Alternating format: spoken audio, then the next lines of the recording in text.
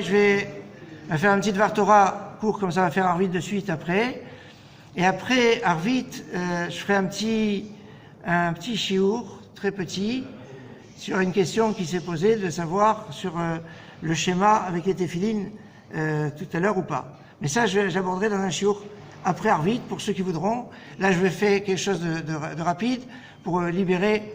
On fait Arvit derrière. Juste, je voudrais mettre en lumière une contradiction entre hier soir et maintenant. Et hier soir, il y a marqué Ein Menachem la Mikol Oavea, que Sion n'a pas de consolateur. Et hier, on disait qu'il n'y a pas de consolation possible. Il n'y a pas de consolation parce qu'il y a une consolation que quand il y a un mort. Or, il n'y a pas de mort, en fait, puisque quand il y a mort, il y a l'oubli, et là, ça fait 2000 ans, et c'est toujours présent. Donc, en fait, il n'y a pas de mort, et c'est très vivant. Alors, si c'est très vivant, donc on ne veut pas de consolation. Et là, qu'est-ce qu'on dit? Nachamu, Nachamu, ami, consolez, consolez mon peuple.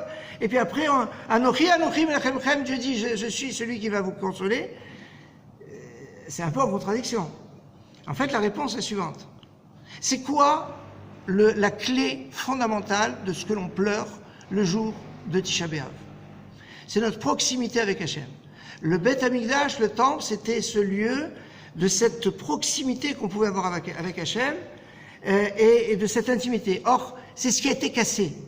Et donc, on recherche ce lien avec Hachem. Et c'est ça, quand on dit, on n'a pas de consolateur. Non, aucun consolateur. Notre consolateur, c'est Hachem.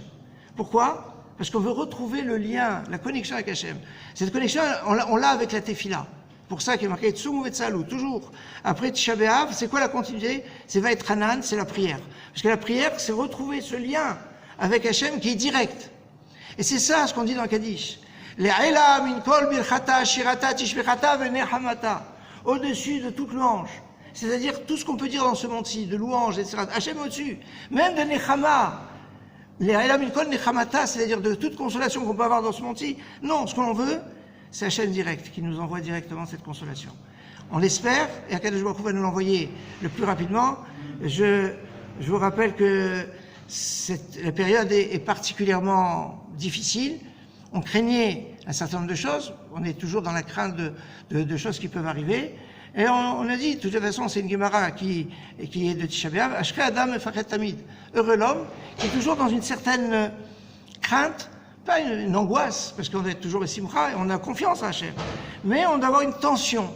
Cette tension doit nous pousser à nous tourner vers Hachem, et à savoir, et là, à la vie, nous ne pouvons nous appuyer que sur Hachem, personne d'autre, rien d'autre, qui que ce soit.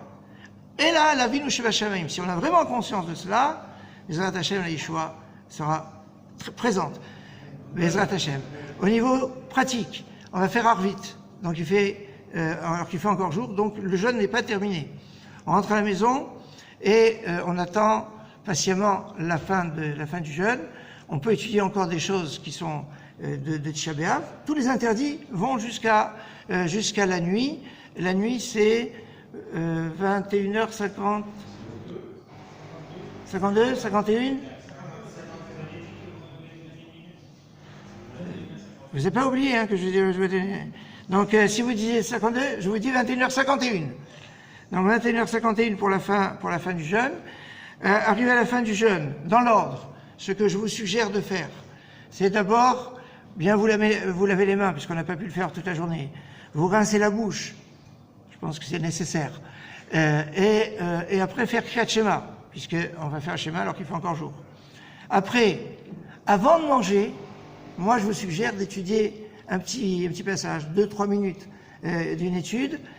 Pourquoi? Parce qu'on n'a pas pu étudier ce qu'on voulait aujourd'hui. Et ça, c'est ce qui nous tient le plus à cœur, d'étudier une minute. Et puis après, de vous mettre à table. Ne mangez pas trop d'un seul coup. Il faut d'abord s'hydrater et doucement. Et une fois qu'on a mangé un petit peu, vous pouvez voir si la lune est présente, de faire Birkat Levana, de faire la bénédiction sur la lune. Voilà donc pour le programme. Certains ont l'habitude de manger de la viande à la sortie du jeûne. Ceux qui ont cette tradition, ils peuvent la maintenir, elle est valable. La tradition la plus partagée, c'est d'interdire de manger de la viande à la sortie de Tisha B'Av et le 10 Av. il y a une distinction entre Ashkenaz et Séfarad. En général, d'après le Mechaber, les Sfaradim s'interdisent jusqu'au soir, c'est-à-dire jusqu'à la fin du 10, et les Ashkenazim vont jusqu'à Chatzot. Mais il y a des Sfaradim très sérieux qui s'arrêtent aussi à Chatzot, et il y a un principe, halakha qui dira Mekel, Ba'avelut, l'halakha peut aller comme celui qui est plus Mekil dans le deuil. Donc celui qui a tradition jusqu'au soir, il garde jusqu'au soir. Celui qui n'a pas de tradition et qui veut garder jusqu'au soir, il est mato benaim. On n'est pas à la merci de la viande, il ne faut pas exagérer. Certains ne remangent de la viande qu'à partir du Shabbat. Il faut le savoir aussi. Maintenant, ceux qui voudront manger la viande après Chatzot, s'ils sont Ashkenaz, il n'y a aucun souci. S'ils sont séfarades, il y a quand même sur qui s'appuyer. Voilà donc pour quelques points. Et que, Bezrat Hashem, on puisse avoir la Géoula ce soir.